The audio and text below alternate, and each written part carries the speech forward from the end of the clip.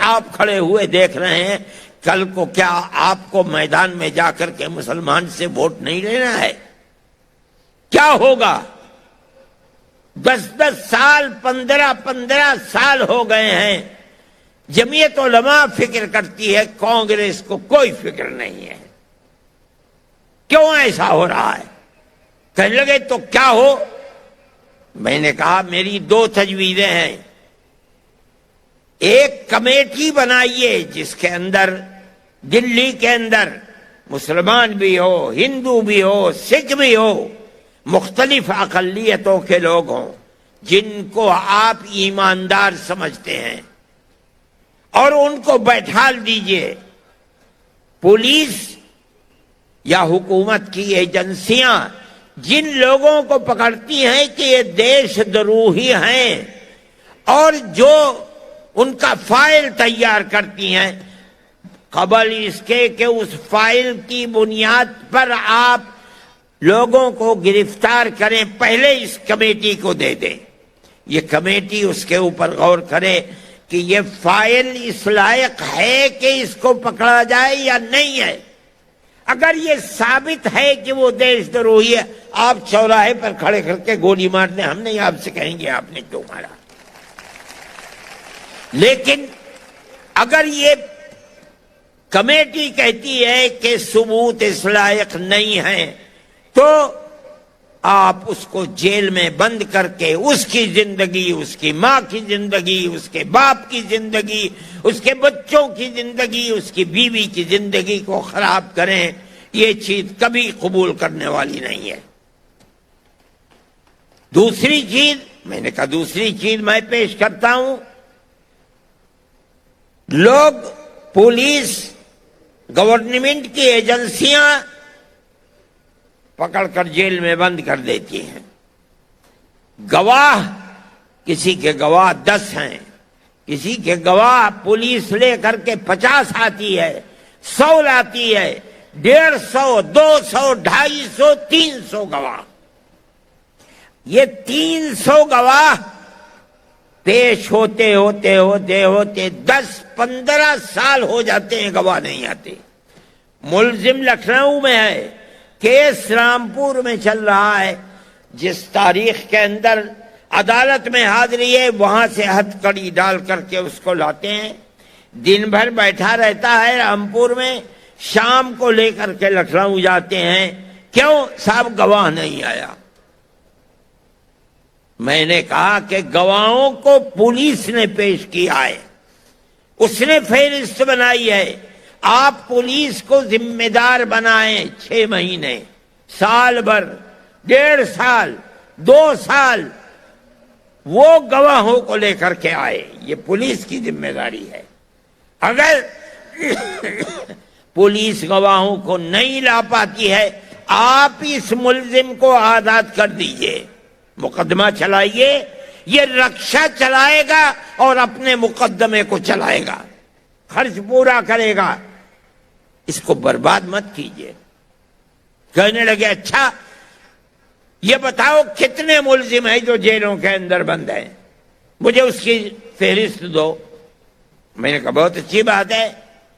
میں باہر آیا اور آ کر میں نے ساری پارٹیوں کو، جو میڈیا کے اندر لوگ تھے، ان سے کہا کہ بھئی مجھے فہرست چاہیے، کسی کے پاس فہرست ہی نہیں۔ 8 دن کے بعد ان کا فون آیا کہ جو وعدہ کیا تھا کہاں ہے فہرست؟ میں نے کہا میں فہرست تیار کر رہا ہوں۔ میں نے اخبارات کے اندر دیا، اپنے لوگوں سے کہا کہ جہاں جہاں دیش دروہی کے مقدمے کے اندر آدمی جیل میں ہے، اس کا نام، کس جیل میں ہے، کتنے دن سے ہے، کون پیروی کر رہا ہے، اس کا نام اور اس کا موبائل نمبر مجھ کو دے۔ پورے ہندوستان سے جمع ہو گئے اور یہ بتائیں کہ کتنے سال سے جیل میں ہے۔ میں نے ایک فہرست بنائی، 18 سال اس وقت تھے، 18 سال سے اتنے لوگ ہیں، یہ نام ہیں، اور ان کے پیروکار یہ ہیں، فلاں جیل میں ہے۔ 17 سال سے اتنے ہیں، 16 سال سے اتنے ہیں، 15 سال سے اتنے ہیں، 10 سال تک میں نے یہ فہرست بنائی مکمل نمبرات کے ساتھ، اور 10 سال کے بعد پھر میں نے نام لکھ دیے کہ اتنے ہیں۔ میں گیا پھر پڑھا اس فہرست کو، اور مجھ سے کہنے لگے کیسے یہ فہرست ملی؟ میں نے کہا کہ میں نے لاکھوں روپیہ جمعیت علماء کا خرچ کر کے اس فہرست کو بنایا ہے، اور ایک ایک نام درست ہے، آپ تحقیق کر لیجئے۔ کہنے لگا اچھا دیکھو میں کیا کرتا ہوں۔ جوان آدمی ہے، میرے دل میں یہ بات آئی کہ بہت کچھ ہو سکتا ہے کہ ان بیچاروں کی مشکلات ختم ہو جائیں۔ اگلے دن میرے پاس ڈپٹی ہوم منسٹر کا فون آیا، میں دلی ہی میں تھا تو میں ملنے کے لیے آنا چاہتا ہوں۔ میں نے کہا آپ نہ آئیے، لوگ دیکھیں گے تو میری جان مصیبت میں آ جائے گی، کسی کی کچھ ضرورت ہے، کسی کی کچھ ضرورت ہے، میں آپ کے پاس آتا ہوں۔ چنانچہ میں چلا گیا، کہا کہ راہل جی کا میرے پاس یہ فون آیا ہے اور میرے لیے یہ بات انہوں نے کہی ہے کہ میں آپ سے ملوں۔ میں نے کہا ٹھیک ہے، میں نے وہی بات جو راہل جی سے کہی تھی میں نے ان سے کہی۔ انہوں نے آئی بی اور دوسری ایجنسیوں کے جو چیئرمین تھے ان کو بلا لیا۔ انہوں نے کہا کیا پروگرام ہے؟ میں نے کہا میں یہ کہتا ہوں آپ سے، کسی نے میرے پروگرام کی مخالفت نہیں کر نہیں سکتے تھے، بڑی معقول بات ہے۔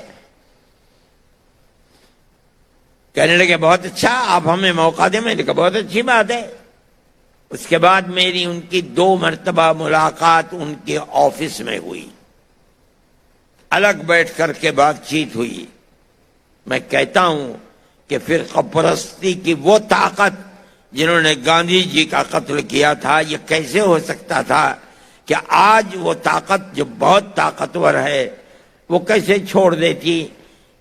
2 مہینے نہیں گزرے کہ ان کو ختم کر دیا گیا، جتیندر کو، اور آج وہ ہوم منسٹر نہ ڈپٹی ہوم منسٹر کچھ بھی نہیں رہے، وہ سارا مسئلہ فائل بند ہو گئی۔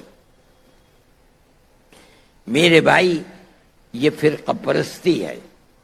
ہم نے اس فرقہ پرستی کی مخالفت جمعیت علماء نے کی اور ہم برابر کر رہے ہیں، یہاں تک کہ اس فرقہ پرستی کے سلسلے میں لچکدار پالیسی ہی کی وجہ سے میں کہتا ہوں کہ کانگریس کا دور ختم ہو گیا۔ اگر کانگریس اس فرقہ پرستی کو لگام لگا دیتی تو کانگریس کا دور، جس کی بڑی بہترین تاریخ ہے ملک کی آزادی کے اندر، اس کو کبھی یہ موقع دیکھنے کو نہ ملتا جہاں کانگریس آج کھڑی ہوئی ہے۔ جمعیت علماء برابر اپنا کردار ادا کرتی رہی ہے، مسلمانوں کے مسائل ہو کہ ہندوؤں کے مسائل ہو، ہم نے کبھی مذہب کی بنیاد کے اوپر کوئی معاملہ نہیں کیا۔ ہم ہر ہندوستانی کی جمعیت علماء ہر محاذ پر مدد کرنے کے لیے ہر وقت تیار رہی ہے اور مدد کرتی رہی ہے، یہاں تک کہ کانگریس کا دور اقتدار ختم ہو گیا۔ ہم کہتے تھے کہ جو لوگ گاندھی کیپ پہن کر اور گاڑھا کھدر اپنے جسم پر لگا کر اپنے آپ کو کانگریسی کہتے ہیں، یہ کانگریسی نہیں ہے، ان کے دل فرقہ پرستی میں سیاہ ہے۔ ہماری اس بات کو کوئی قبول ہی نہیں کرتا تھا، لیکن جیسے کانگریس کی اقتدار کی فائل بند ہوئی، ایک ایک کر کے کانگریس چھوڑ کر بی جے پی کے اندر داخل ہو گئے۔ جن لوگوں کو انگلی پکڑ کر سیاسی پلیٹ فارم پر چلانا کانگریس نے سکھایا، جن کو دودھ پلا کر کانگریس نے سیاسی شخصیت بنایا، وہ سب کے سب بے غیرت لوگ اسی دن، جس دن اقتدار نے کروٹ لی، کانگریس چھوڑ کر کے بی جے پی کے اندر جا کر کھڑے ہو گئے۔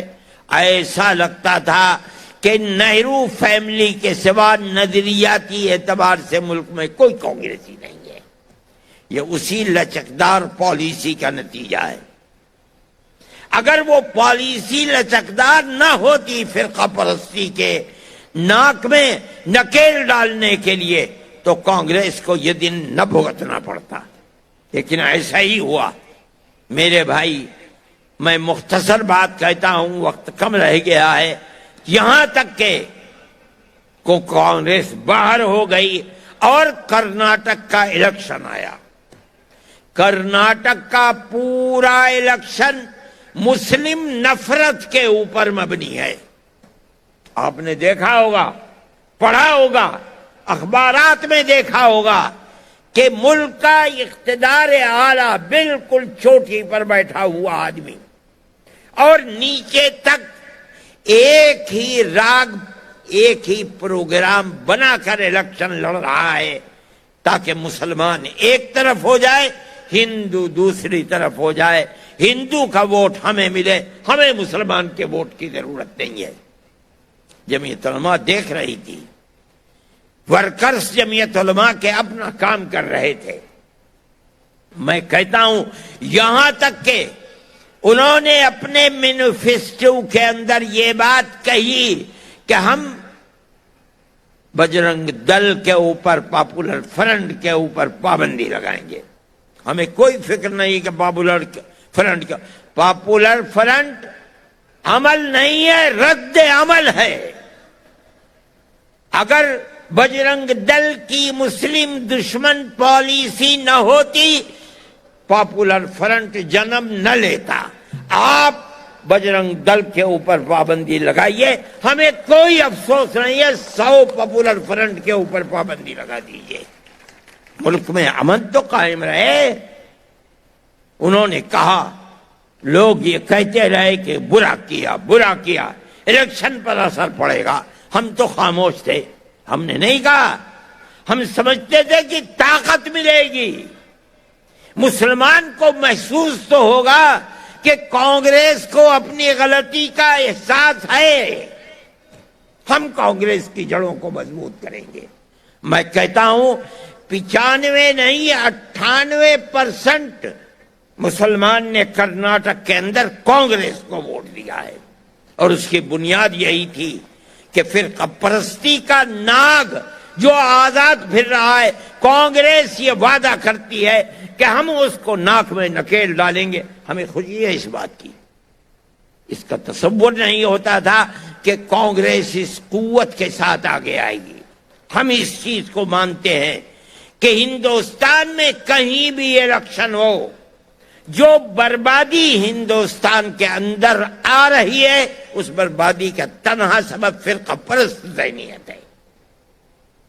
آج جو لوگ کرسی اقتدار پر بیٹھے ہیں، وہ یہ سمجھتے ہیں کہ ہمارے اقتدار کی حفاظت صرف اور صرف فرقہ پرستی کی بنیاد پر ہوگی، تاکہ ہم ہندو اور مسلمان کے ووٹ کو تقسیم کر دیں۔ ہم یہ سمجھتے ہیں کہ یہ ملک کی بربادی کا پہلا زینہ ہے۔ ملک ہندوستان جس کے اندر ہندو اور مسلمان دونوں رہتے ہیں، آج سے نہیں 1400 سال سے رہتے ہیں، 1400 سال سے رہتے ہیں۔ میں نے یہ بات کہی تھی جس کا بڑا شور مچا کہ ہندوستان کی دھرتی کو اللہ نے قبولیت عطا فرمائی، سب سے پہلا نبی اسی دھرتی کے اوپر اللہ نے اتارا ہے، جس کو تم منو کہتے ہو، اس کی اولاد کو منوش کہتے ہو، ہم اس کو آدم کہتے ہیں، آدم کی اولاد کو آدمی کہتے ہیں۔ سوال پیدا ہوتا ہے کہ منو نہ رام ہے نہ لکشمن ہے، کوئی نہیں ہے، تنہا ایک آدمی ہے، اس سے اولاد چلے گی تو رام پیدا ہوں گے، اولاد چلے گی تو راون پیدا ہوں گے۔ ابھی اولاد ہی نہیں چلی ہے، سوال ہے کہ وہ ایک آدمی کس کی عبادت کرتا تھا، کوئی نہیں بتا سکتا۔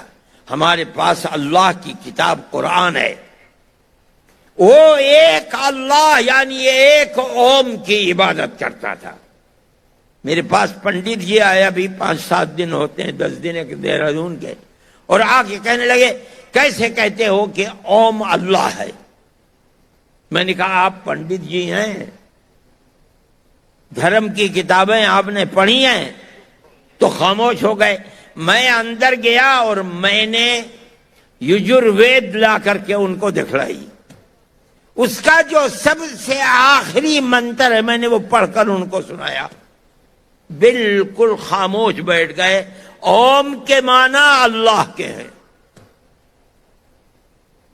پوری کتاب میں کہیں یہ نظر نہیں آتا بت پرستی، ہر حکم وہی ہے ایک خدا کا جو قرآن کہتا ہے۔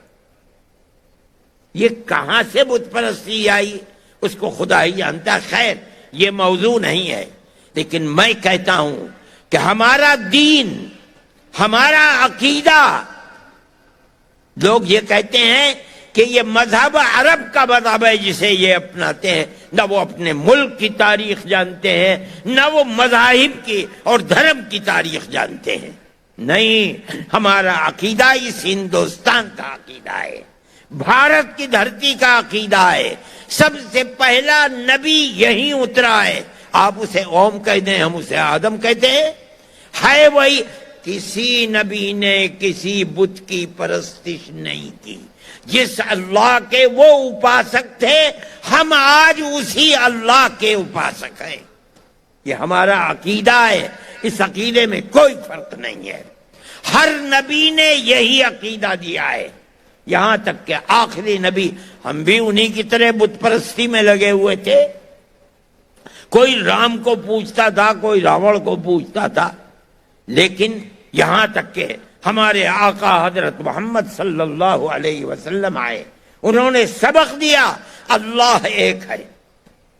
ہمارے دل کے اندر ان کی بات اتر گئی اور ہم ایک اللہ کو ماننے لگے۔ لیکن یہ ایک اللہ کی بنیاد سب سے پہلے اس کا پتھر اس دھرتی میں بھارت کی رکھا گیا۔ جتنے انبیاء آئے ہیں، شیس، ادریس، نوح، ہود، صالح، شعیب، سب کے سب اسی ایک اللہ کے ماننے والوں کی کڑی ہے۔ یہاں تک کہ حضرت محمد صلی اللہ علیہ وسلم آئے، ہم اللہ کے فضل و کرم سے ان کی امت میں ہیں، ہم اللہ کو ایک مانتے ہیں، مگر سب سے پہلے اس کا پتھر اسی ہندوستان میں رکھا گیا ہے۔ یہ ہمارا مذہب ہے، ہم اسی مذہب کے اوپر چلتے ہیں۔ اسی آدم اور منو کی ساری دنیا اولاد ہے۔ جمعیت علماء ہند، ہمارے اکابر بڑے عالم تھے، مذہبی کتابوں کے پڑھے ہوئے تھے، ان کی زندگی کے اندر اترا ہوا تھا، اس لیے انہوں نے جو سبق ہندوستان کے اندر دیا ہے وہ وحدت کا سبق ہے۔ ساری دنیا کے لوگ ایک ہی ماں باپ کی اولاد ہیں، سب کے ساتھ اخوت و ہمدردی، پیار و محبت کے ساتھ رہنا ہوگا۔ جمعیت علماء اس کے اوپر چلتی ہے، ہم ہر ایک کے ساتھ پیار و محبت کا معاملہ کرتے ہیں۔ میرے بھائی، جمعیت علماء کے ہر پروگرام کے اندر پیار و محبت ہے۔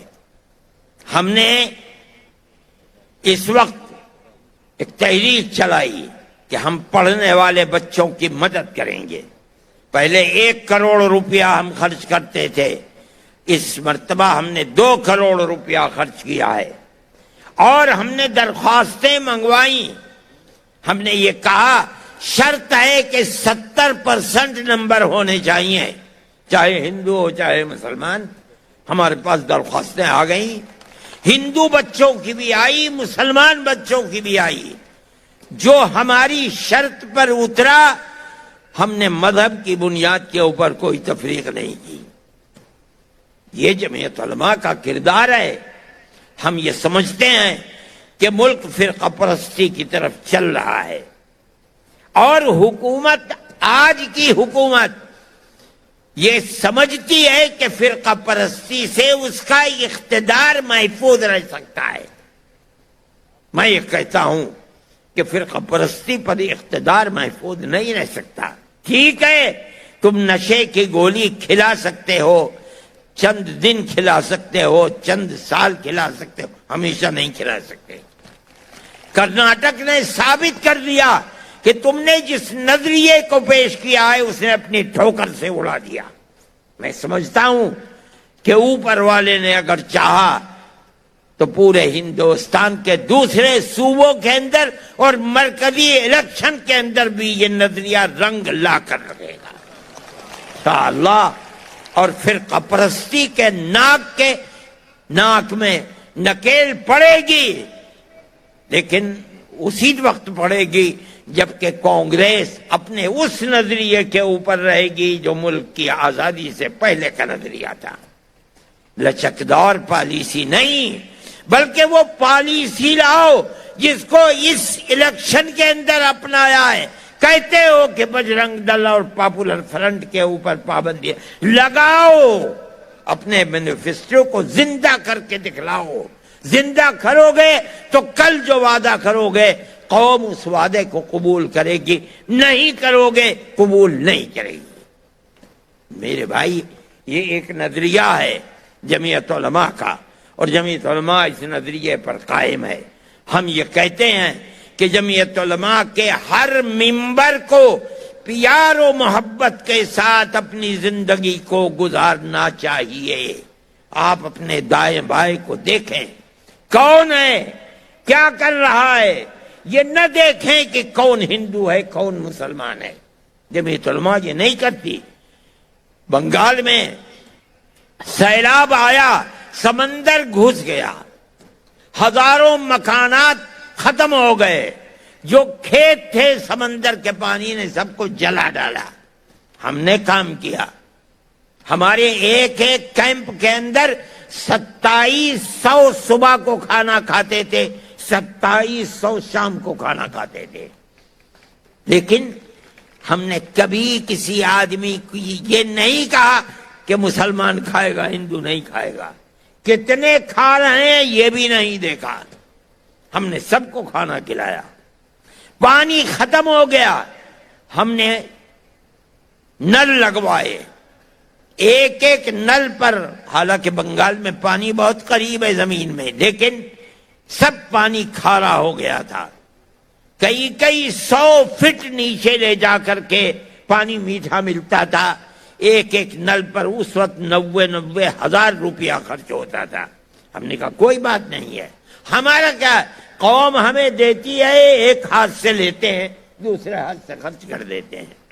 ہم نے نل لگوائے، ایسی جگہوں پر لگوائے کہ ہندو اور مسلمان دونوں اس سے فائدہ اٹھائیں۔ یہ جمعیت علماء کی پالیسی ہے۔ میں کہتا ہوں کہ جمعیت علماء کے ہر ورکر کو اسی پالیسی کے اوپر عمل کرنا چاہیے، چلنا چاہیے۔ پیار و محبت کی زندگی کو بڑھائیے، تبھی آپ زندہ رہ سکتے ہیں، اس ملک کے اندر آپ کی اولاد زندہ رہ سکتی ہے۔